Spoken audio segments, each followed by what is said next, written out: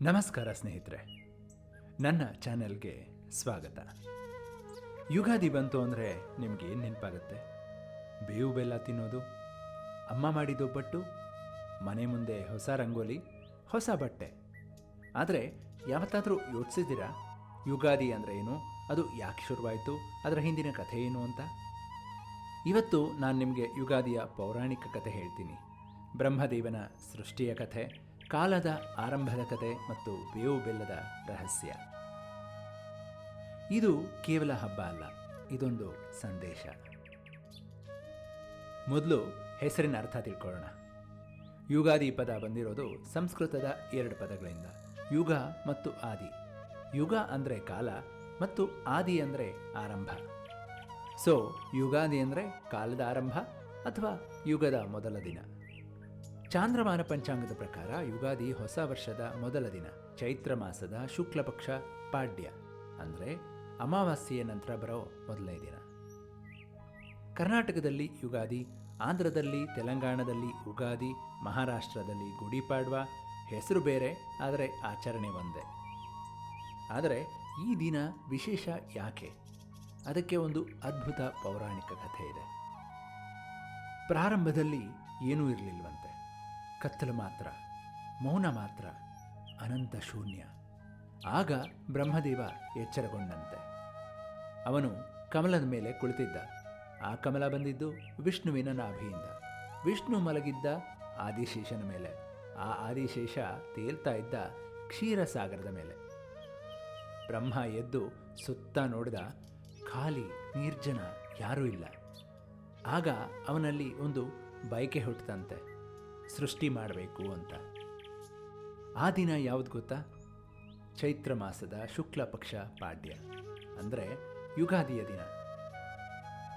ಬ್ರಹ್ಮ ಆ ದಿನ ಸೂರ್ಯ, ಚಂದ್ರ, ನಕ್ಷತ್ರ, ಗ್ರಹ, ಭೂಮಿ, ನೀರು, ಗಾಳಿ, ಬೆಂಕಿ, ಆಕಾಶ ಎಲ್ಲವನ್ನ ಒಂದೇ ದಿನ ಸೃಷ್ಟಿ ಮಾಡಿದಂತೆ.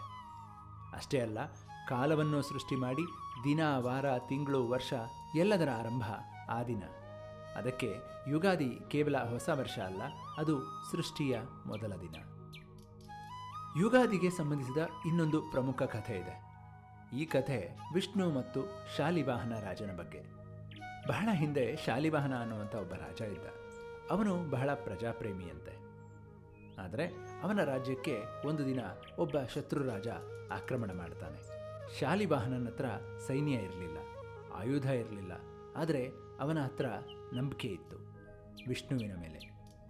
ಅವನು ಮಣ್ಣಿನ ಸೈನಿಕರನ್ನು ಮಾಡಿದ, ವಿಷ್ಣುವನ್ನು ಪ್ರಾರ್ಥನೆ ಮಾಡಿದ. ವಿಷ್ಣು ಆ ಮಣ್ಣಿನ ಸೈನಿಕರಿಗೆ ಜೀವ ಕೊಟ್ಟ. ಅವರು ಯುದ್ಧ ಮಾಡಿ ಶತ್ರುವನ್ನು ಸೋಲಿಸಿದರು. ಶಾಲಿವಾಹನ ವಿಜಯ ಸಾಧಿಸಿದ ದಿನ ಚೈತ್ರ ಮಾಸ ಶುಕ್ಲಪಕ್ಷದ ಪಾಡ್ಯ ಅಂದರೆ ಯುಗಾದಿ ದಿನ. ಅವತ್ತಿನಿಂದ ಈ ದಿನ ಶಾಲಿವಾಹನ ಶಕ ಆರಂಭ ಅಂತ ಆಚರಿಸಲ್ಪಡುತ್ತೆ.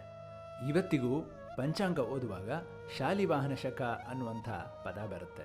ಅದು ಈ ಕಥೆಯ ನೆನಪು. ಯುಗಾದಿಯ ಅತ್ಯಂತ ವಿಶೇಷ ಆಚರಣೆ ಯಾವುದು? ಬೇವು ಬೆಲ್ಲ ತಿನ್ನೋದು. ಬೇವು ಕಹಿ, ಬೆಲ್ಲ ಸಿಹಿ, ಇವೆರಡನ್ನೂ ಒಟ್ಟಿಗೆ ತಿನ್ನೋದು ಯಾಕೆ? ಇದರ ಹಿಂದೆ ಒಂದು ಅರ್ಥಗರ್ಭಿತ ಕಥೆ ಇದೆ. ದೇವಾಸುರ ಯುದ್ಧದ ಕಾಲದಲ್ಲಿ ದೇವತೆಗಳು ಮತ್ತು ರಾಕ್ಷಸರು ಒಟ್ಟಿಗೆ ಕ್ಷೀರಸಾಗರವನ್ನು ಕಡಿದರು. ಅದು ಸಮುದ್ರ ಮಂಥನ ಅಂತ ನಮ್ಮೆಲ್ಲರಿಗೂ ಗೊತ್ತಿದೆ. ಆ ಮಂಥನದಿಂದ ಅಮೃತ ಬಂತು. ಆದರೆ ಅದಕ್ಕೂ ಮೊದಲು ಬಂದದ್ದು ಏನು ಗೊತ್ತಾ? ಹಾಲಾಹಲ ಅಂದರೆ ವಿಷ. ಆ ವಿಷ ಎಲ್ಲರನ್ನ ನಾಶ ಮಾಡಬಹುದಾಗಿತ್ತು. ಆಗ ಶಿವ ಆ ವಿಷವನ್ನು ತಾನೇ ಕುಡಿದ, ಜಗತ್ತನ್ನು ಉಳಿಸೋಕ್ಕೋಸ್ಕರ. ಮೊದಲು ಕಹಿ, ನಂತರ ಸಿಹಿ, ಇದೇ ಜೀವನದ ನಿಯಮ ಅನ್ನುವಂಥ ಸಂದೇಶ ಈ ಕಥೆ ನಮಗೆ ಕೊಡುತ್ತೆ. ಅದಕ್ಕೆ ಯುಗಾದಿಯ ದಿನ ಬೇವು ಬೆಲ್ಲ ತಿನ್ನುವಾಗ ಒಂದು ಶ್ಲೋಕ ಹೇಳ್ತಾರೆ. ಶತಾಯು ವಜ್ರದೇಹಾಯ ಸರ್ವ ಸಂಪತ್ಕರಾಯ ಚ ಸರ್ವಾರಿಷ್ಟ ವಿನಾಶಾಯ ನಿಂಬಕಂ ದಳ ಭಕ್ಷಯೇತ್ ಅಂತ. ಅಂದರೆ ಇದರ ಅರ್ಥ ದೀರ್ಘ ಜೀವನ, ಬಲಿಷ್ಠ ದೇಹ, ಸಮೃದ್ಧಿ, ಎಲ್ಲ ಅರಿಷ್ಟ ನಾಶಕ್ಕಾಗಿ ಬೇವು ತಿಂತೀನಿ ಅಂತ. ಬೇವು ಬೆಲ್ಲ ತಿನ್ನೋದು ಕೇವಲ ಆಚರಣೆ ಅಲ್ಲ, ಅದು ಒಂದು ದರ್ಶನ. ಜೀವನದಲ್ಲಿ ನೋವು ಬರುತ್ತೆ, ಸಂತೋಷ ಬರುತ್ತೆ, ಎರಡನ್ನೂ ನಗುತ್ತಾ ಸ್ವೀಕರಿಸಬೇಕು ಅನ್ನುವಂಥ ಸಂದೇಶ. ಕೇವಲ ಪೌರಾಣಿಕ ಅರ್ಥ ಮಾತ್ರ ಅಲ್ಲ, ಯುಗಾದಿಗೆ ವೈಜ್ಞಾನಿಕ ಆಧಾರ ಕೂಡ ಇದೆ. ಚೈತ್ರ ಮಾಸ ಬರೋ ಹೊತ್ತಿಗೆ ಋತು ಬದಲಾಗುತ್ತೆ, ಚಳಿ ಹೋಗಿ ಬೇಸಿಗೆ ಬರುತ್ತೆ, ಹೊಸ ಚಿಗುರು ಬರುತ್ತೆ, ಪ್ರಕೃತಿ ಹೊಸ ಉಸಿರು ತಗೊಳ್ಳುತ್ತೆ. ಆ ಸಮಯದಲ್ಲಿ ಬೇವಿನ ಎಲೆ ಮತ್ತು ಹೂವು ತಿನ್ನೋದು ಶರೀರಕ್ಕೆ ತುಂಬ ಒಳ್ಳೆಯದು.